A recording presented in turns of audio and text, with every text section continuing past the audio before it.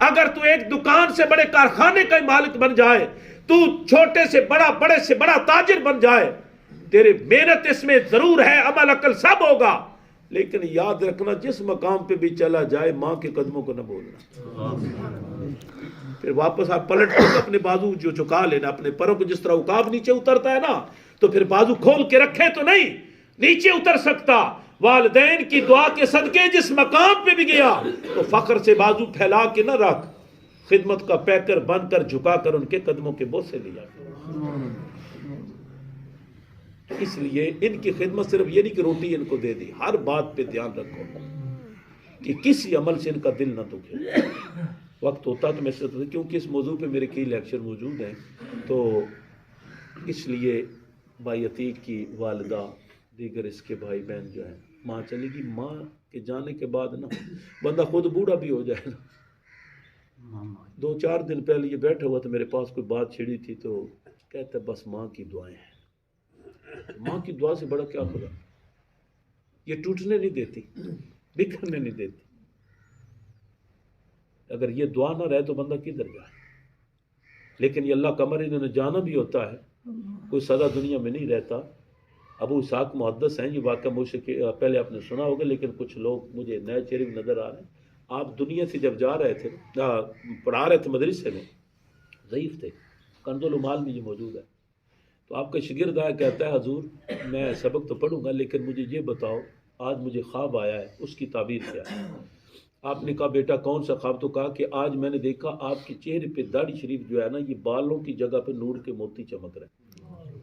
आपने थोड़ा जो खामोशी इख्तियार के कहा बेटा तेरा ख्वाब सच्चा है। तो उसने अर्ज़ किया हजूर इसका सबब क्या है, को मुझे ही पता चला। आपने फरमाया मैं बचपन से कुरान हदीस पढ़ते पढ़ते इस मसनद पे आ गया, अब मेरे शयूख बड़े आगे शागिर्द जो है, तो लेकिन आज तक ये ख्वाब किसी को नहीं है। आज तुझे आया, मैंने फिर आज के अमाल को देखा। नौजवानों ज़रा गौर करना, आज के अमाल को मैंने देखा। तो आप कहते हैं मैं बेटा दर्स से अपने मदरसे से मकतब से उठकर घर जब गया तो मेरी रूटीन है मैं अपनी माँ की ज़ियारत करके सोता। आज जब मैं गया तो मेरी माँ सो रही थी, मैं कदमों की तरफ खड़ा हूँ। ईमानदारी से बताइए क्या हमारे रवैये में ये चीज़ें हैं? अगर नहीं तो बदलो ना। सिर्फ कुल में आकर ये तो ना साले सवाब भी तो नहीं ना, तरबियत भी लेनी है। बदलो अपने आप को, ये अमल करके देखो, लज्जत ना आई तो फिर शिकवा कर।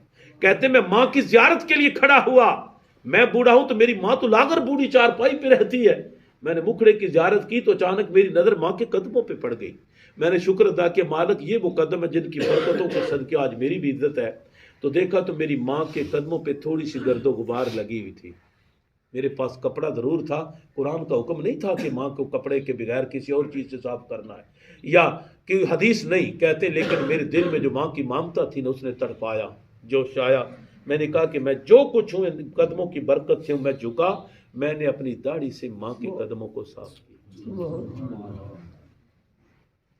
ये कोई किस्सा कहानी नहीं, वाकई सच्चा।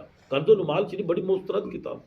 मैंने साफ किया बेटा, फिर मैंने तेरे ख्वाब को देखा तो मुझे पक है कि मेरे किसी और अमल की वजह से नहीं, माँ के कदमों को साफ करने की वजह से ये बाल जिनके साथ माँ के पाँव की धूल लगी है, ये उनकी बरकत के सदके तुझे नूर के चमकते मोती नजर आए। चलो बंदे को जज्बा हुआ, अम्मा जिंदा है तो मैं जाके माफी मांग लूं, फौत होगी तो फिर क्या करे, अब्बा फौत हो गया तो क्या करे, तो फिर वो क्या करे कि उनको बुलाए नहीं, हर वो अमल करे जिनसे उनकी इज्जत बढ़े, उनके लिए। अच्छा बड़ी अल्लाह के महबूब ने बड़ी आसानी दे दी। ये आज कुल है मेहमानों को पता था, चलो एक ऐलान होगा 10 होगा, फिर 6 इल्म का इतराजात भी होते रहते हैं कि जायज है नहीं जायज, छोड़ो उस बात को। लेकिन 2-4 साल बाद तो कब्र भी बंदा भूल जाता। कोई आकर कहता जी कब्र गिर गई थी जाओ ठीक कर लो। लेकिन अल्लाह ने एक निज़ाम रख दिया है, फरमाया सबसे जामे इबादत नमाज है, दिन में 5 बार पढ़नी है। इबादत मेरी करोगे, साले सवाब माँ बाप को मिलेगा। जिंदा है तब भी नेकियां उनके नामा अमाल में, अगर फौत है तो तब भी उनकी कब्र रोशन होगी। जुमेरात और जुमे को माँ बाप की कब्रों पे जाने का भी हुक्म है। अल्लाह ताला हमें नमाज की पाबंदी की तौफीक अता फरमाए। मैंने नाराज ना होना, मैंने एक चीज़ महसूस की थी, मैंने इसलिए इस टॉपिक को छेड़ा कि कल मरहुमा का जनाजा जब हम पढ़ने गए वो फ़र्ज किफ़ाया था। क्या था? बेशरन मुझे इजाज़त है ना कोई मसला करने की, वो फ़र्ज किफ़ाया था। फ़र्ज किफ़ाया जो है वो चंद बंदे पढ़ ले सबसे साकत हो जाता है। नमाज इशा की फ़र्द ऐन था, नमाज इशा की फर्ज ऐन था, वक्त भी था। मैं नमाज पढ़ाई, जमात पूरी नमाज पढ़ के हम गए, फिर भी 5 मिनट हम पहले पहुंच गए। तो जो अहबाब वहाँ मरहुमा के गम में भी थे, या दोस्त अहबाब जो बाद में जनाजे के लिए दौड़ दौड़ कर आ रहे थे और इशा को छोड़ कर पढ़ा, मेरा ख्याल है अगर इशा पढ़ के हम जाते ना तो शायद जो दुआएं मांगी ज़्यादा कबूल होती, ज़्यादा कबूल होती। लिहाजा यार गौर किया करो ना, इस चीज़ से गफलत न। अल्लाह ताला अमल की तौफीक अता फरमाए। आमीन।